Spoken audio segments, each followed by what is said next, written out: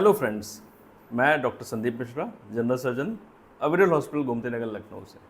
आज हम लोग चर्चा करेंगे कि अगर किसी के पित्त की थैली में पथरी है तो उसको क्या क्या दिक्कतें हो सकती हैं, ये कैसे प्रेजेंट कर सकता है। तो दोस्तों कई बार ये साइलेंट स्टोन की तरह रहता है। साइलेंट स्टोन मतलब कि पित्त की थैली में पथरी रहती है लेकिन मरीज को कोई तकलीफ नहीं रहती। वो किसी और कारण से अल्ट्रासाउंड कराने जाता है या जब भी अल्ट्रासाउंड कराता है तो ये निकल के आता है कि हाँ भाई आपकी पित्त की थैली में पथरी भी है। तो इसे हम कहते हैं साइलेंट गैलस्टोन्स।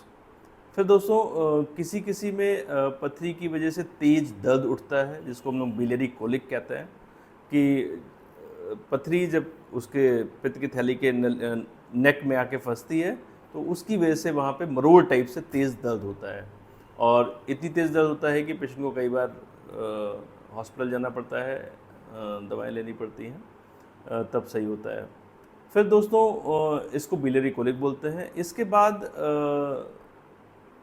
केवल दर्द के अलावा कभी कभी ये एक्यूट कोलिसिस्टाइटिस कॉज करता है, मतलब जिसमें पित्त की थैली की दीवार में सूजन आ जाती है, इन्फ्लेमेशन हो जाता है। इसको हम लोग एक्यूट कोलिसिस्टाइटिस कहते हैं।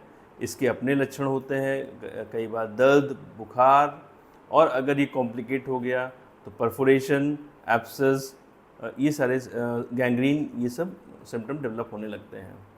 तो ये एक्यूट कोलिसिस्टाइटिस और उसके कॉम्प्लिकेशंस होते हैं। फिर दोस्तों तीसरा, अगर पथरी है तो कई बार उसकी वजह से वहाँ पे इन्फेक्शन हो जाता है और पस पूरे गैल में पस, पूरे पित्त की थैली में पस जमा हो जाता है। इसको हम एम्पाइमा गैल ब्लैडर कहते हैं। और दोस्तों कई बार ऐसा होता है कि वो जो पथरी होती है उसके नेक में आके फंस जाती है जिसकी वजह से म्यूकोसील डेवलप हो जाता है, मतलब पूरे पित्त की थैली में म्यूकस भर जाता है, एक पानी नुमा जैसे सा पदार्थ भर जाता है। इसको हम म्यूकस कहते हैं, उसको म्यूकोसील ऑफ द गैल ब्लैडर कहते हैं। ऐसा प्रेजेंटेशन हो जाता है। फिर इसके बाद दोस्तों कई बार लंबे समय से अगर पथरी वहाँ बनी रहती है पित्त की थैली में तो कैंसर ऑफ द गैल ब्लैडर में कैंसर होने का भी खतरा रहता है और कैंसर भी हो जाता है गैल ब्लैडर का, अगर लंबे समय तक पथरी पड़ी रहे वहाँ पे। तो इस तरह से दोस्तों पथरी अलग अलग तरह से प्रेजेंट कर सकती है। तो ज़रूरी नहीं है कि अगर पित्त की थैली में पथरी है तो सबको एक ही तरह के सिम्टम्स आएँ।